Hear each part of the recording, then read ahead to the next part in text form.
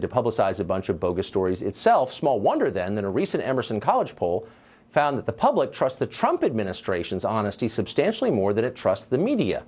One person who's supposed to be a watchdog over all this is Eric Wemple. He's a media reporter for the Washington Post, and he joins us tonight. Eric, thanks a lot for coming on. Pleasure. So I'm in the media, I read your column, I read the Washington Post, I read it most of my life, and in the past couple of months, I've seen a lot of stories, including some from you, accusing people of basically carrying water for the Russian government. And the Russian government's in the news today. So I thought I would ask you about something I've wondered about for a long time, which is that the Washington Post, for years, many years, has literally carried paid propaganda from the Russian government, a section called Russia Behind the Headlines.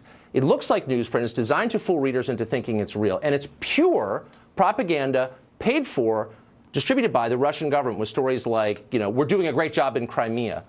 Why have you never written about that? How can you attack others when you don't know that your own paper makes money from taking propaganda from the Russian government? I think that's a really good question. I wish you'd told me you wanted to talk about this, but no, those inserts are interesting. They are. Well, why didn't you write about them? That's a good question. I think, I got a lot to write about, but I am interested in that topic, and I appreciate you bringing it up. But it's your own paper. But hold on. You cover the media. I do cover the media. I'm just interested. I do cover the media. I believe there are several newspapers that do run these inserts. I think China has one as well.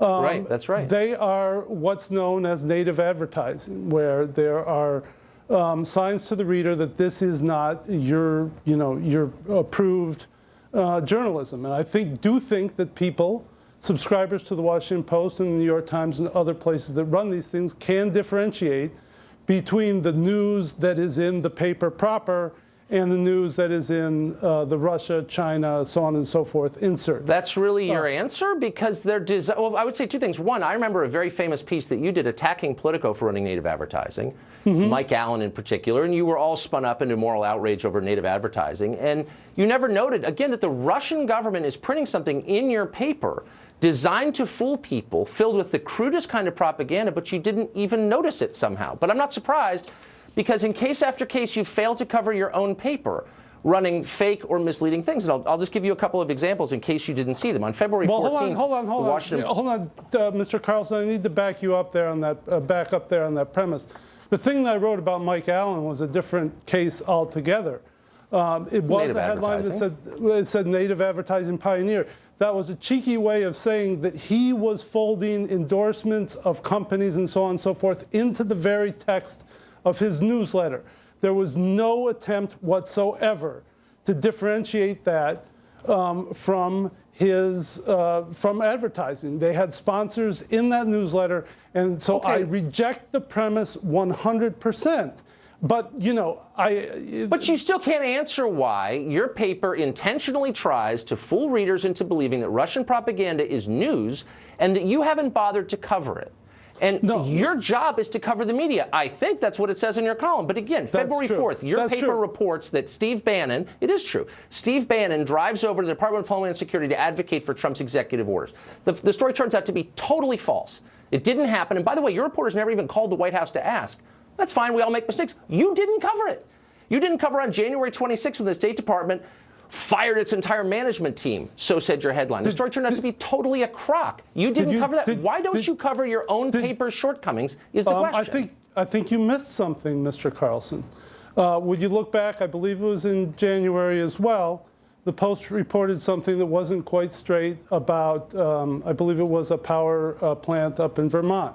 I wrote a very hard-hitting piece about that situation. And if you go back, you didn't. I read the piece. You want to read what you read? What you wrote? By the way, two of your reporters reported that the Russian government had broken into and hacked the U.S. electricity grid. They were wrong. You said they were wrong. You never bothered to talk to your own reporters, presumably in the same newsroom that you're in. And here's how you ended the piece. Did you not read my post on that matter? Not only did I read your post, I just reread it about 10 minutes ago, and you did not interview those reporters in there. You said that the paper wouldn't talk to you. I pushed for an interview with editor Marty Barron. The story What about the reporters was who very wrote the piece? critical of the Washington Post, and I would note. Was too, it? I would Was it? note Because too. here's the last line, wait and I'm one quoting. second. Wait 1 second, Mr. Carlson. Wait 1 second, okay?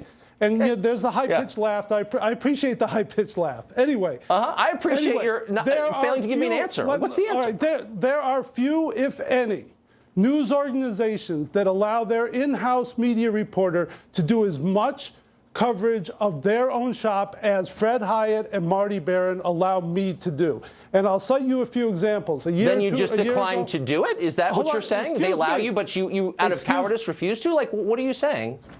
I did a story about, I don't know how many months ago, about the failure of the Washington Post to get diverse professionals in the higher ranks of the paper. I also broke the story within the Washington Post. Good for you, but you're not answering my questions about why you did. These are real stories. They're not about diversity in your newsroom.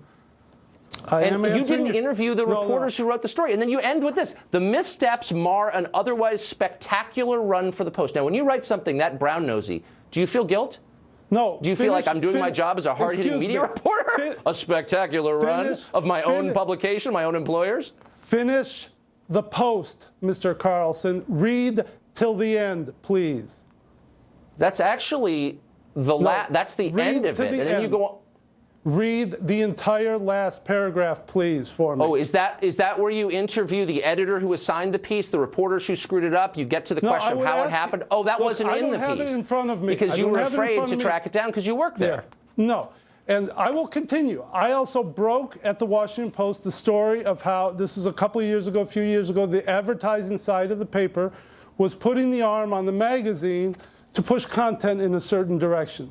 Was it Russian propaganda? Oh, you missed that story. Well, you're quite the sleuth, aren't you? It's actually in the paper when you open it up in the middle of it. Mr. Carlson, did you do anything on Brett Baer's report that there would be an FBI investigation related to the Clinton Foundation? What did you say? No, but I think that you did. Actually, Eric, I think that you did. Let me talk. I'm not the self-described media reporter. No, I'm just I don't cover the media. You do. Oh, yeah. Well, you cover media every single day. I watch you. Ooh, everybody on Fox News covers the media. No, I think that's your job, Eric. Of Fox News. Listen, Mr. Carlson, I want to ask you. Well, you would know because you're a little obsessive about Fox News, I notice. You've covered Fox News in the last 10 months 23 times more than MSNBC.